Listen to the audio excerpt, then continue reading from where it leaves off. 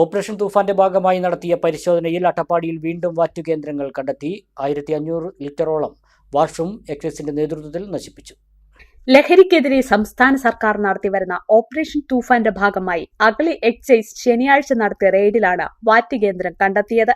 അഗളി കുളപ്പടി ഉന്നതിയിലെ ചെന്താമലയുടെ താഴ്വാരത്തുള്ള തോടിന്റെ അരികിൽ കണ്ടെത്തിയ 1500 ലിറ്ററോളം wash Agali excise സേന പിടിച്ചെടുത്തു നശിപ്പിച്ചു. 200 ലിറ്ററിന്റെ 7 ബാരലുകളിലും 18 ലിറ്ററിന്റെ 3 പ്ലാസ്റ്റിക് കുടങ്ങളിലുമായാണ് വാഷ് സൂക്ഷിച്ചിരുന്നത്. അഗളി എക്സൈസ് റേഞ്ച് ഓഫീസിലെ അസിസ്റ്റന്റ് എക്സൈസ് ഇൻസ്പെക്ടർ MP രാജേഷിന്റെ നേതൃത്വത്തിലായിരുന്നു റെയ്ഡ്. പ്രതികൾക്കായുള്ള അന്വേഷണം ഊർജിതമാക്കി.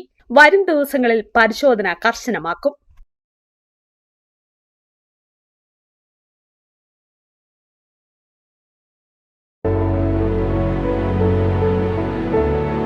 ചില കരുതലുകൾ ബന്ധങ്ങൾ പോലെ അമൂല്യങ്ങളാണ്. പഴരി ഗോൾഡ്, തലമുറകൾ കൈമാറിയ ആത്മബന്ധം.